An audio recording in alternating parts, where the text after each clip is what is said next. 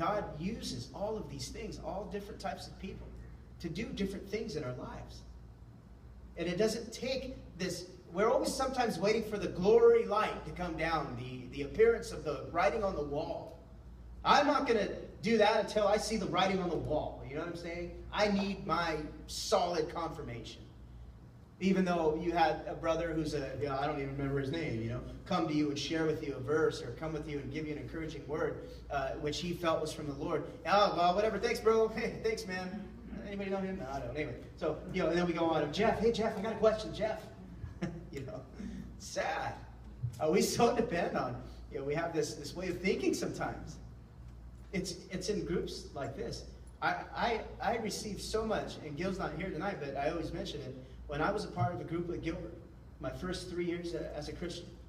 And Gil, to me, was a nobody. He didn't work here. Wasn't in leadership.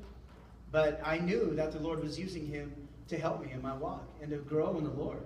And he encouraged me and edified and just gave me his life experiences. Guys, that's what happens in these times like fellowship. That's why I always tell guys who are asking, hey man, I want to get more closer to the Lord, or I want to get involved, or I want to be a part of what's going on here. And I always recommend stuff like, hey, why don't you get together with some brothers and go to a house or something and get into a book or something and talk. And a lot of times the response is, I was thinking maybe more like right here, or maybe I could come during church hours or something.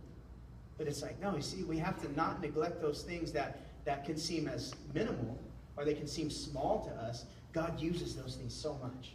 He uses those times where it is just you and a couple brothers. And you'll be amazed on how you begin to grow and how you begin to learn and how God's using these other men. And the group that I had with Gilbert, we're all older dudes. I came back to Lord at 24. So I started looking for young people, And I was like, I wasn't really going there with the young people. So I got in a group with all these older guys. And I was like, they're never going to be my friends, you know what I mean? These are all like my dad, But I learned so much from these guys, man. I remember my first, I hope I don't get lost with what I'm saying, but I did this, Glenn, or someone asked me to lead a group for a sexual purity men's conference. And I'd only been saved for like a year and a half. And in my group was like Don Jervis, who, he's like really old. And I was like, oh my goodness, what am I going to tell these guys? We're going to talk about sexual purity. And they're like 65 years old, 70 years old, man. This is going to get weird. And I'm all nervous because that's my first time ever doing anything like that.